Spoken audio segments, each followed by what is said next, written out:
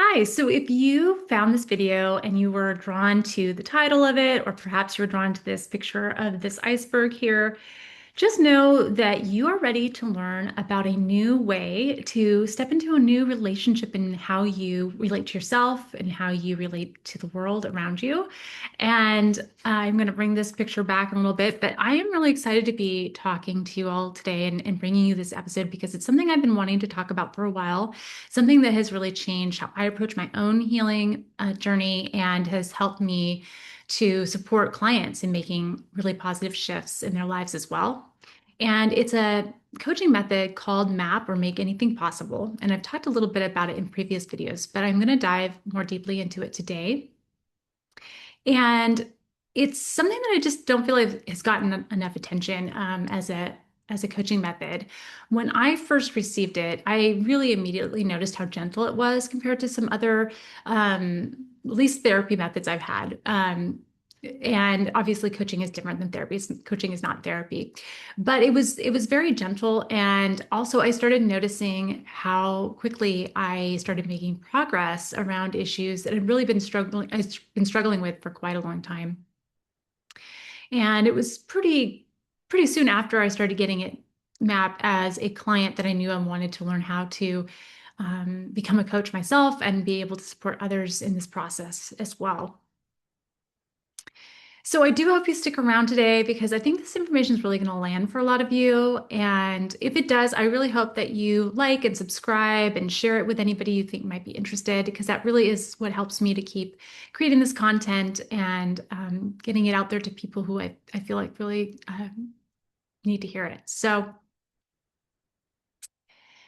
welcome to Unmasked and Becoming. If this is your first time here, my name is Eliza, and I am a trauma-informed certified ADHD life coach.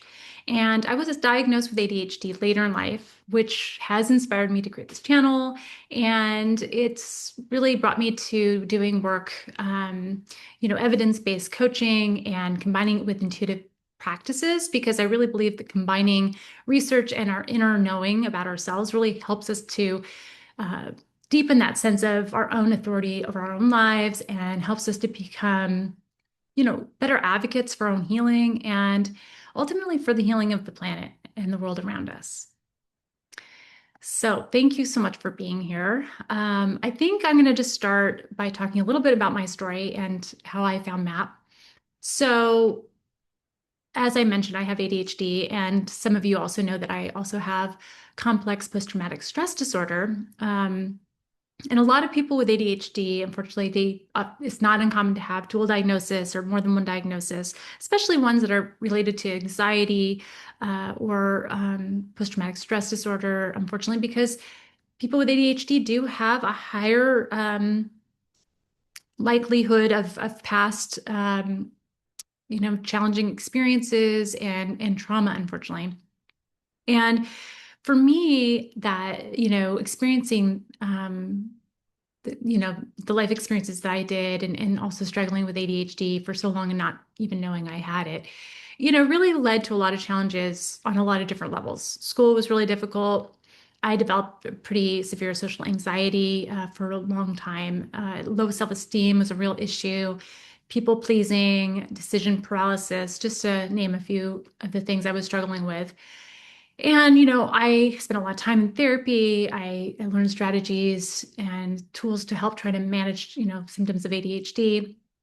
But I would keep running into blocks over and over again that kept getting in the way of my progress. And I realized that some of those blocks, or a lot of them probably, were old stories and old ways of seeing myself that were like stuck in my subconscious. And it wasn't until, I learned a little bit more about the subconscious. I certainly learned about Jungian theory and subconscious in school. But there was this piece that really got drilled into me that made so much sense once I understood it. And that was that our subconscious doesn't update the way our conscious mind does. So, when we have experiences, new experiences, and we learn and we change and we grow, our conscious mind kind of updates who we perceive ourselves as, but our subconscious it holds on to old past experiences and reruns old patterns and doesn't update in that same way that our conscious mind can. So when I realized that, I did decide to start working, even though I'd done a lot of therapy, I decided to start working with a therapist, actually a couple different therapists who specialize in things like EMDR, brain spotting, hypnosis, neuro-linguistic programming, and these kinds of things. And while all of those methods in themselves, are beneficial, I think they were part of my journey and um, nothing wrong with them. However, because of where I was at, I had done so much work already and trying to go back and reprocess old memories was really just re-triggering for me, to be honest. And it was exhausting. It felt like I was just kind of regurgitating old stuff and not actually making any headway and just kind of exhausting myself in the process and just sort of, I'd make one step forward and just felt like I would take two steps back. And I wasn't really getting where I wanted to go. And it was very frustrating, I'd say. I started kind of losing some hope in being able to kind of push past old patterns I couldn't figure out how to move past. And then I luckily came upon this coaching method, as I mentioned earlier, MAP, Make Anything Possible. And it really struck me very quickly. Like it was different. It was different than things I had done before, primarily because I didn't need to talk about the things that had been my experiences in the past. I didn't need to regurgitate old stuff or talk about past memories. And so it really was very gentle. And yet I noticed things shifting quite quickly. And it was like it felt easy, which was really a new experience for me. So I started feeling, social situations felt less overwhelming. My self-concept and my confidence started improving. I started feeling like I, could see a improved sense of my future, that I was stepping into the future I really wanted, like that the part of me that I really felt like I knew was in there could actually show up. And it was just a moment where I was like, wow, this is powerful. And I knew that I wanted to become a practitioner because it was something that I felt like if it was that helpful for me, I wanted to be able to share that with other people. So, to understand a little bit more about how this method works, I do want to explain about the subconscious a little bit more. And I'm going to bring back this photo of this iceberg here. And you can see conscious mind. This is as if you can imagine an analogy of an iceberg, right? Where the iceberg is above the water. The percentage of an iceberg that we see above water is only about 5% or so. And that's analogous to our conscious mind. Then the conscious mind is the part in which we plan, we talk and strategize with, our coworkers and our family and that kind of thing. And the conscious mind, or the subconscious mind rather, that is the majority of our mind really, is where we are in control of our heart beating and our nervous system running. It also holds, very deeply held beliefs about ourselves, things we've formed early on in life about, what it creates those foundational memories that we've built upon that we now see how we see the world and how we've developed these perceptions of what is possible in our lives. And the subconscious and the conscious mind, they don't speak to each other directly. So they're not able to influence each other. And I think that was the piece that was really helpful for me to understand as I learned MAP. Because, we can work consciously, on a conscious level to build skills and create new habits to better our lives. But if the messages that are the larger amount of older messages are still replaying, they do influence and they impact us without our conscious awareness. So that absolutely can disrail our progress when we're trying to make changes. And another thing to understand about the subconscious is it's always running something called confirmation bias. You might have heard of this term. It's a psychological term, but basically our subconscious or excuse me, our subconscious is always looking for confirmation to basically reaffirm those old held beliefs that it's holding on to. So, for example, let's say I had early on experiences in my life that made, I was maybe made fun of for being clumsy or something. For example, my subconscious is always looking for every trip and misstep, anything that shows, yep, that's right. You're clumsy. That's exactly right. And then when we do, as we have new experiences that are different from those patterns, that maybe actually disprove that we're clumsy and we are actually, you know, starting to be feeling more graceful. The subconscious sees that as kind of outlying information and it doesn't necessarily, update itself. It doesn't see that information as actually holding up to this more, long-standing pattern of belief. And our subconscious doesn't do this to intentionally hurt us or to be stubborn.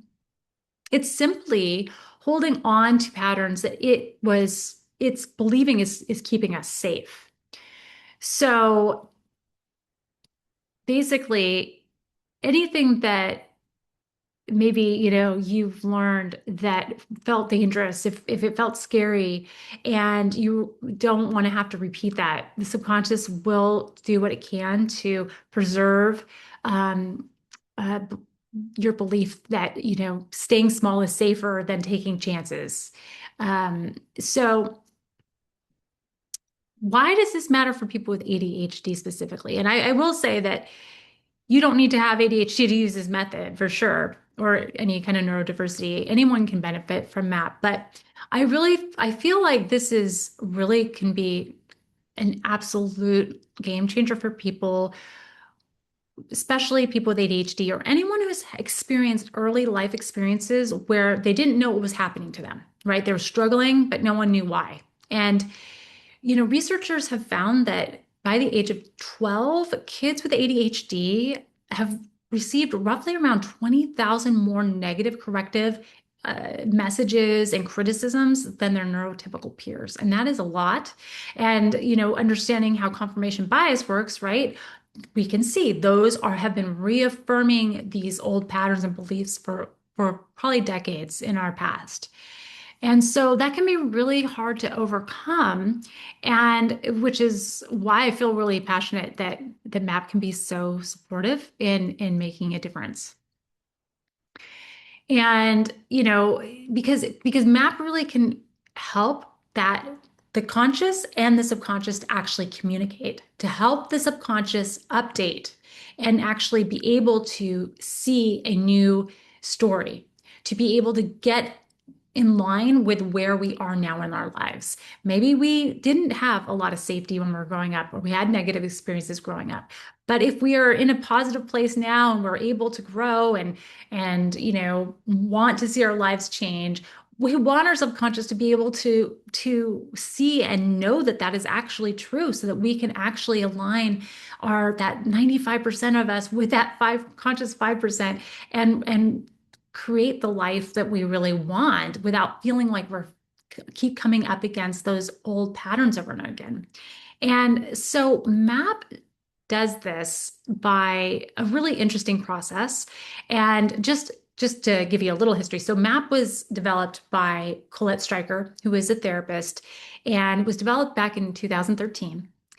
And she built this method up upon something called process healing method, which was developed by Dr. Gary Flint.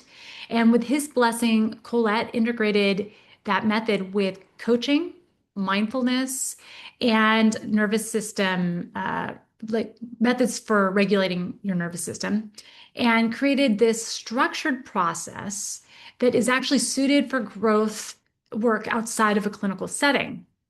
So that means it's really accessible and you don't need a therapist to do this work.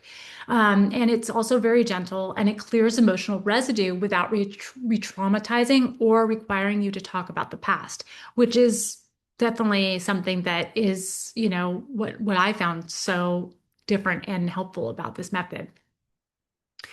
So basically, MAP engages an aspect of our own mind, a part of that we all have in our mind. And MAP calls it superconscious, right? They coined it that term, superconscious. And it basically is a term that describes a part of our mind that is always been with us, that it's always been observing us, that, from birth on. And it is actually able to communicate with our subconscious mind. And it understands how to help heal our emotionally charged and painful memories from the past. So MAP gives the superconscious the structured instructions so that it can locate those root issues without us consciously having to do it. And it will neutralize the emotional charge and integrate past memories properly. Because when we experience something in the past that's painful, especially if we don't have any support to help us work through those painful memories, what happens is the amygdala will basically flag it as a dangerous situation. And instead of getting filed away as a past event, it gets stored as an unfinished current like hot spot in our subconscious. And so it's really what fuels some of those patterns that we wonder why those feeling like when we hit a wall, and we're like, what do I still feel like this about myself? What I've done so much work on myself. How do I still feel this crappy about myself? Well, because there's unresolved things in the past that haven't been able to integrate into our psyches because we didn't get the proper support to do that for whatever reason at that time. And so with MAP being able to give the instruction that our superconscious mind can use to then communicate with our subconscious, superconscious, subconscious, two words that sound very similar, but hopefully you're following. It can help the the subconscious update and kind of put out those little fires and integrate those past memories and then allow it to see that things are different now. It's safe now. Like we are in a different place in our lives now and we can like update and align ourselves so that we can more easily move through things that maybe once was really challenging because those past memories aren't running the show anymore. They've been addressed. The hot spot's been put out. So during a MAP session, like I mentioned, you don't need to dredge up the past or talk about painful experiences. Instead, you basically just bring in whatever it is whatever current issue it is that you want to work on, any patterns that you feel like you keep coming up against and feeling stuck on, and just notice what it feels like in your body and any thoughts or feelings that come up in the moment. And the MAP coach just leads you into a relaxed state, and you're fully awake, fully in control of the session. But it just allows your deeper mind to have permission to do the work that it does know how to do. So it's not hypnosis. It's like I mentioned, it's client led. It's very gentle, and your super conscious does all the heavy lifting. So you're just being present in what's happening, and MAP is directing your super conscious to communicate with your subconscious and do the healing work. So it it's something you kind of have to try to really understand because it's a little hard to explain it in without actually running a session. So, but it is really supportive for a lot of people with a lot of different issues. Uh, there are, of course, limitations to it. It's not therapy, like I mentioned. And so it's not going to be supportive for someone if you're needing crisis intervention. It's not going to be the right method. Or if you are struggling with severe depression or active psychosis, That would be something you'd want to make sure you talk to a licensed mental health professional about.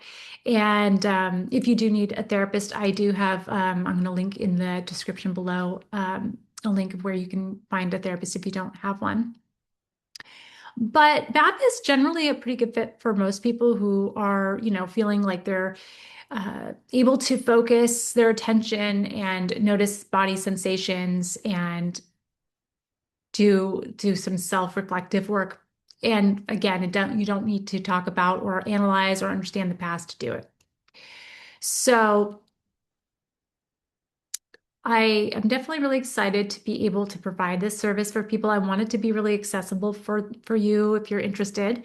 So if you are interested, feel free to visit my website at elizalifecoach.com, and that's ALIZA lifecoach.com, and I'll put that link in the description as well. And, just book a complimentary consultation with me, and totally no pressure, just a chance to get to know each other and for me to answer any questions you might have and see if, it feels like a good fit. And I also have a list of other MAP practitioners as well. So I always think it's really important to find the right practitioner for you. So if I'm not the right person, we'll find, somebody that feels like a good fit. Because really my goal is just to be able to help connect people with the support that feels good to them. So if this is landing with you all, again, please like and subscribe and forward this on to anybody you think might want to hear it. And I think in closing, I want to reiterate that if you have been working hard to make progress in your life, that you keep hitting the same walls over and over again, just know, like, it is not a character flaw, it is not laziness. It's literally our brains are just wired to protect us, and it's basing what is safe on past experiences. So it is not our faults when we get stuck. But the important thing to remember is that those things can change. So, again, just be patient with yourself. And, if you're interested, definitely please reach out. I'd love to talk to you. And if you are, would be wanting to share any of your experience, please feel free to comment. Sometimes it can be helpful. A lot of us are struggling, and oftentimes we're struggling with similar things.